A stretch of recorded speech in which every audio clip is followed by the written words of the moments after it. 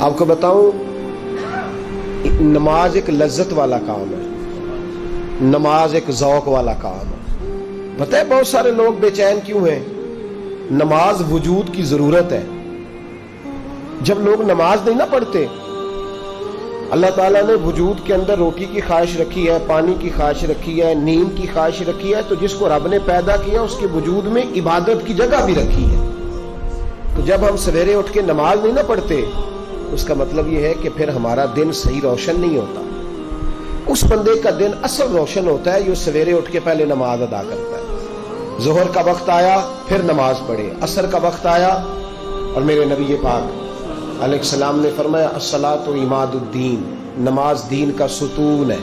ستون کا مطلب ہوتا ہے کہ جس پر چھت کھڑی ہوتی ہے۔ تو دین کی جو عمارت ہے نا، اس کی مضبوطی کب آئے گی؟ جب آپ کو ایک بات بتاؤں، پتہ کی اس کو یاد رکھنا، بے نمازی بندہ جو ہوتا ہے نا، بے نمازی، وہ دنیا کا سب سے بڑا بے وفا ہے اور سب سے بڑا ناشکرا ہے۔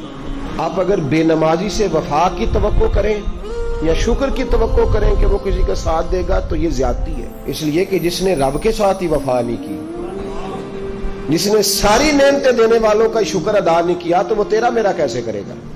صحابہ کہا کرتے تھے کہ یا اللہ جنت میں بھی نماز کی توفیق دینا، وہاں بھی دل نہیں لگے۔ جس بندے نے نماز ہی نہیں پڑھی، باقی وہ کیوں ٹمکٹوئیاں مارتا ہے؟ اصل روٹی ہے، روٹی ایک بندہ کھاتا نہیں، وہ سلاد بھی کھایا جاتا ہے، پانی بھی پیے جاتا ہے، چٹنی بھی استعمال کرتا ہے، تو روٹی کھا نہیں رہا، تو اس کو کوئی بندہ بھی کھانا نہیں کہے گا، کہے گا اس نے تو بس ایسے ہی۔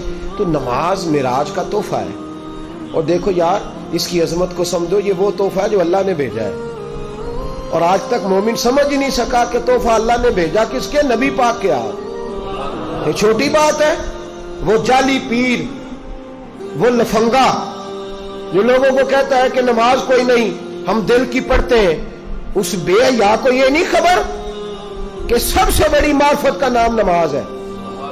اس لیے کہ یہ تو وہ والی معرفت ہے جو اللہ نے اپنے نبی کے ہاتھ بھیجی ہے۔ درجے سارے ملتے ہی نماز سے، مقام سارے کھلتے ہی نماز پہ۔ میرے رسول پاک نے فرمایا اللہ تعالیٰ نے کوہ طور پر نور کی ایک تجلی ڈالی جس سے حضرت موسیٰ بے ہوش ہوئے۔ فرمایا جب میرا امتی اللہ اکبر کہہ کے نماز کی نیت باندھتا ہے، رب کریم اس پر اس طرح کے نور کی 70 تجلیاں ظاہر فرماتا ہے۔ آپ یقین کریں جب اعلیٰ مقاصد کی بات ہوتی ہے تو میں ڈر جاتا ہوں۔ میں کہتا ہوں میں اس قوم سے کیا کہوں کہ جہاد کرنا ہے، افغانستان کے بچوں کو بچانا ہے جو ابھی تک نمازی نہیں ہو سکی، جس سے آج تک ہم نماز کی پابندی نہیں کرا سکے، وہ قوم دین کا بول بالا کرے گی؟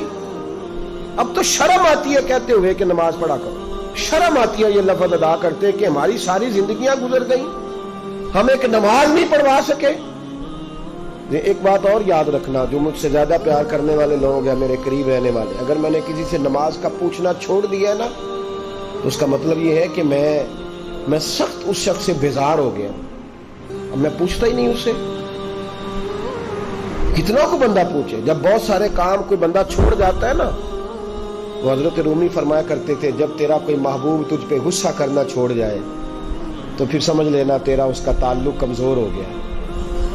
جب وہ تیرے اوپر جتنا زیادہ جلال کرتا ہے، اس کا مطلب ہے کہ اس کا تجھ سے پیار اتنا ہی زیادہ ہے، اور جس دن وہ کہہ جائے نا نہیں اس نے نہیں سمجھنا، وہ چپ کر جائے، تو اس دن سمجھ لے کہ تو ناکام ہو گیا، تو محبت میں ہار گیا، خدا را۔ نماز تو حسن ہے دین کا۔ تو کیسے سویا رہتا ہے جب اذان ہو جاتی ہے؟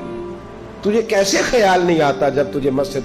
تو بتا تو صحیح، اللہ کی دھرتی پہ رہ کے، اس کے آسمان کے نیچے اس کی روٹی کھا کے، پھر وہ جب سزا دیتا ہے نا تو پھر کروڑوں روپیہ دراز میں پڑا ہوتا ہے، پر مالک کہتا ہے بس سوائے دوائی کے کوئی شے نہیں تجھے کھانے دوں گا، کھا کے دکھا، کر جرت، کر ہمت۔ اس وقت خیال آتا ہے پھر لوگ اللہ تعالیٰ معاف کرے ہسپتال کے بیڈ پہ نجتے باندھ کے لیٹے ہوئے، کیا مطلب ہوا؟ جب تیرے پاس موقع تھا، جب تیرے پاس وقت تھا، تب تو نے کیوں نہیں پڑھی؟ بے نمازی اتنا بڑا ظالم ہے کہ وہ اللہ تبارک و تعالیٰ کی ساری نعمتیں کھاتا جاتا ہے، ہڑپ کرتا جاتا ہے، اور اس کے حکم کی پیروی نہیں کرتا۔ آپ کو بتاؤں نماز ایک لذت والا کام ہے،